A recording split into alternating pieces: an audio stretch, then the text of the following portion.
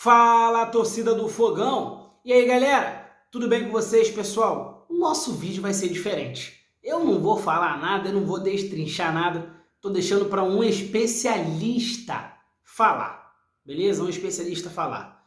Seguinte, cara. Vamos que vamos. Josa Novales falou com a gente aqui do canal. Muito obrigado, Josa, pela moral de sempre, tá? Sobre Oscar Romero e o lateral Marcelo Sarachi. Acho que é isso, Marcelo Sarachi. Falou dos dois. Ele é especialista em futebol sul-americano, ele conhece os jogadores sul-americanos, ele deu a opinião deles. Vamos ouvi-lo? Vamos ouvi-lo porque ele tem muita bagagem, ele conhece muito futebol sul-americano e vai falar dos dois jogadores. Josa, com você, meu amigo. Bem, o Oscar Romero é um jogador interessante, sem dúvida, é um meio-campista que tem muito entendimento do jogo, é um meio-campista de muita personalidade também. É um meio-campista que não tem medo, por exemplo, de jogo grande, consegue encarar qualquer jogo, qualquer adversário. O que não falta ao Romero é personalidade, né? Ele sempre teve muita personalidade, costuma levar isso também para o seu jogo, costuma levar isso também para os desafios, para os jogos grandes das suas equipes, né? Enquanto bola, nunca foi um grande problema o Oscar Romero. Em geral, ele é um tipo de profissional que costuma entregar bastante dentro de campo. A última temporada não foi tão bem assim, mas ainda assim não foi ruim. Né? Não foi ruim, poderia ter sido melhor, mas não foi tão ruim assim. Né? Ele é um jogador que tem uma condução muito boa de jogo no meio de campo, consegue cair pelos lados, ele é canhoto, consegue trabalhar no lado esquerdo, mas também tem circulação um tanto quanto livre ali no último terço do campo. Né? Chega na área, pisa na área também, busca o arremate, costuma fazer gols, é um assistente primoroso, faz muitas assistências. Enfim, é um jogador de muitos recursos técnicos, né? Tem muito mais recursos técnicos do que o seu irmão, né? O Angel Romero, né? Que era o jogador que jogava no Corinthians. Né? O problema do Romero é o extracampo.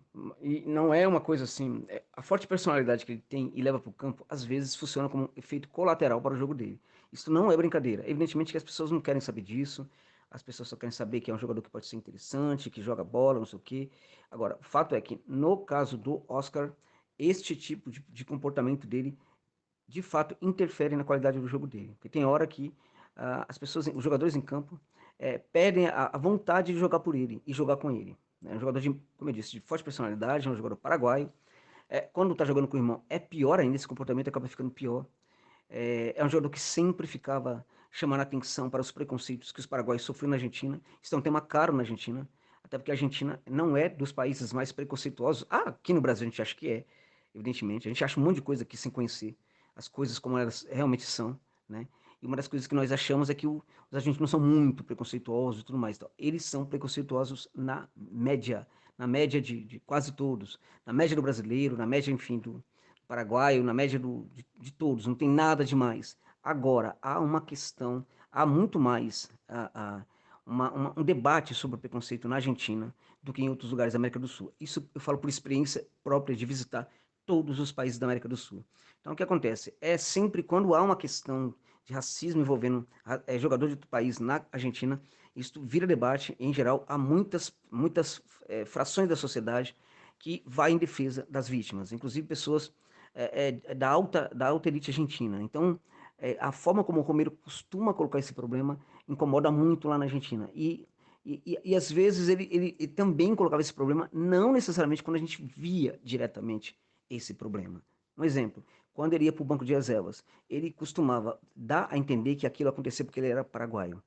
Entende? Quando o irmão dele ia para a reserva, ele dava a entender porque não gostavam dos dois, porque os dois eram paraguaios. Quando os dois chegaram a ficar no São Lourenço na reserva, foi isto que foi ventilado. O Romero também é um jogador que tem uma capacidade muito grande, né, de influenciar jogadores. É um jogador que, se quiser, derruba qualquer técnico. Ele consegue levar o grupo para fazer esse tipo de coisa.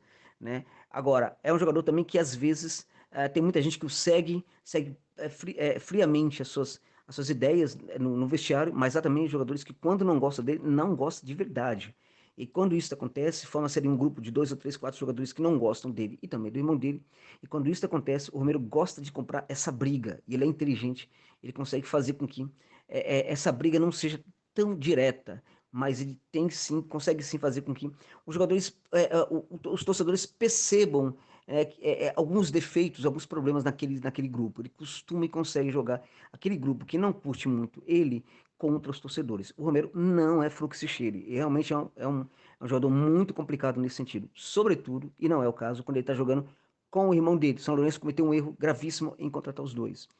Para o Botafogo ser interessante, ele precisa chegar num ambiente, né, que tenha gente mandando no clube, gente mandando de verdade. Eu estou falando de departamento de futebol forte, gente forte que não deixa o jogador crescer, que não deixa o jogador fazer muito mais do que jogar futebol. Se isso for assim, acredito que possa ser um reforço interessante, porque ele de fato tem muitos recursos técnicos. E ele também precisa querer jogar, porque quando bate a preguiça, bate mesmo. E essa preguiça, isso eu falava na Argentina, e eu também percebi algumas vezes, a preguiça parece que era uma coisa que vinha dele. Eu quero ter preguiça porque eu não quero contribuir com essa equipe. Também tinha isso. Então, quando ele não compra o modelo, a situação, ele não compra mesmo. E aí ele não tá nem aí. Mas se ele realmente gostar muito da ideia, do jogo, do modelo, tudo mais e tal, aí ele vai comprar e aí a coisa pode funcionar positivamente para o Botafogo. Mas importa muito que o Botafogo tenha gente no futebol forte e com personalidade suficiente para lidar com um jogador como esse, porque se sair da linha, sai de verdade. Mas se entrar na linha,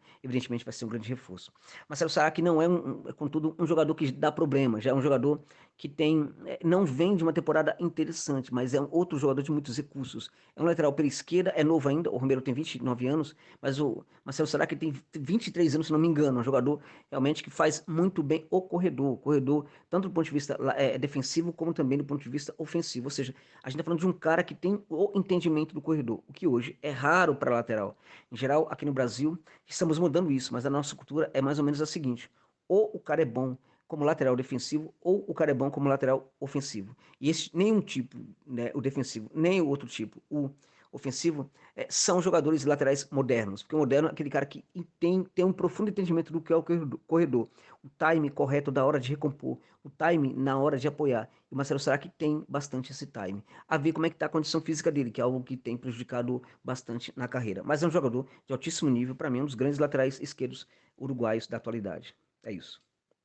Grande abraço, saudações amigas e ó, fui! Valeu, galera! Até daqui a pouco na live, então. Fechado?